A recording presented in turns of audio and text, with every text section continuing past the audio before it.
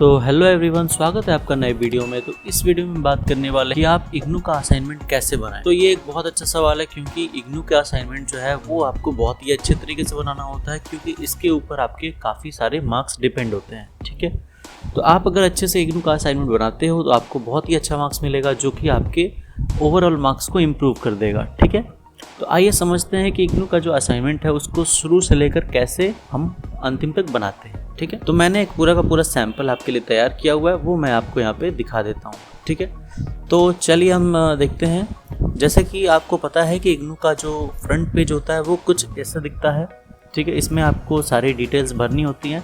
Details माने जैसे कि enrolment number, name, phone number, programme code, course title, यानी कि जो भी आपने सब्जेक्ट को चूज़ किया है, जो भी आप कोर्स कर रहे हैं, उन सबको यहाँ पे मेंशन करना है। फिर आता है यहाँ पे स्टडी सेंटर और फिर आता है सबमिशन डेट। तो ये सारी जो इम्पोर्टेंट डिटेल्स है आपको भरनी होती है। ठीक है, तो एग्जांपल के लिए आप यहाँ पे देख सकते हो, यहाँ पे बहुत सारी आपको गूगल पे मिल जाएंगी इमेजेस, जिसमें कि ये सब कुछ आपको भरा हुआ मिल जाएगा। ठीक है, जैसे कि ये आप देख सकते हो सैंपल में। इसके अलावा यहाँ पे भी और भी सैंपल्स हैं। जैसे कि यहाँ पे देख सकते हो, ये भी फ्रंट पेज है। फ्रंट पेज बेसिकली बहुत तरह के हो सकते हैं, लेकिन सबसे इम्पोर्टेंट ये है कि उसके अंदर सारी डिटेल्स होनी चाहिए।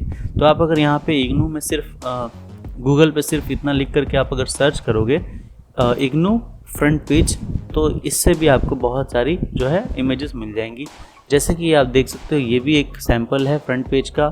इसके अलावा ये भी है, ये अलग अलग तरह तरह का आता है, लेकिन सबसे इम्पॉर्टेंट ये है कि इसके अंदर सारी डिटेल्स फिल होनी चाहिए। ठीक है, ये इम्पॉर्टेंट है।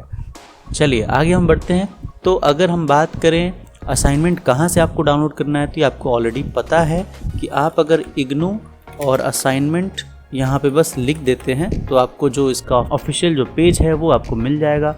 यहाँ पे आपको क्लिक करना है। यहाँ पे आने के बाद आपको सेलेक्ट करना है कि आप मास्टर डिग्री प्रोग्राम में एनरोल्ड हैं या फिर बैचलर डिग्री प्रोग्राम में एनरोल्ड हैं। बस यहाँ से आपको सेलेक्ट कर लेना है और फिर आपको यहाँ से अपने कोर्सेज को देख लेना है कि कौन सा कोर्स आपने कर रखा है।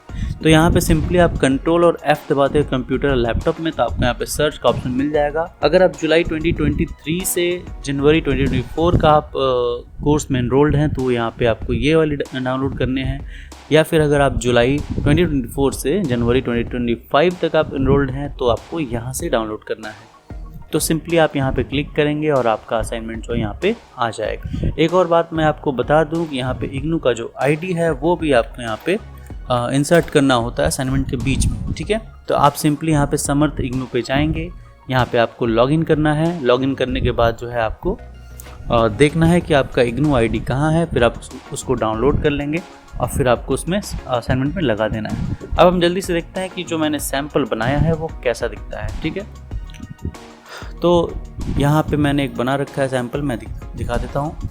तो सिंपली आपको यहाँ पे फ्रंट पेज मिल जाएगा। इसके अंदर आपको सारी डिटेल्स भरनी है। तो सबसे पहला पेज आपका यही होगा।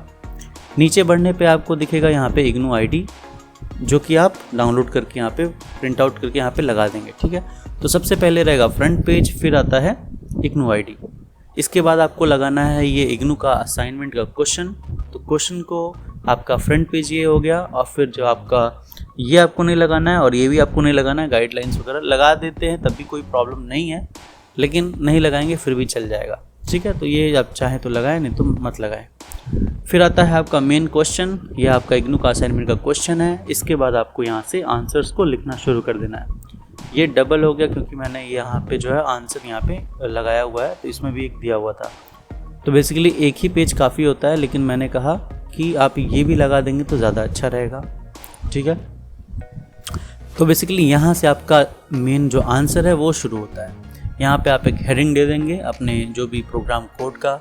ठीक है, फिर यहाँ से आप लिखना शुरू कर देंगे। तो यहाँ पे क्वेश्चन नंबर 1 है, फिर ऐसे करके 2 है, फिर 3 है, फिर 4 है और एक लास्ट क्वेश्चन 5 है, और यहाँ पे आपका असाइनमेंट ख़त्म। तो ये रहा एक सैम्पल जो मैंने अब बनाया है।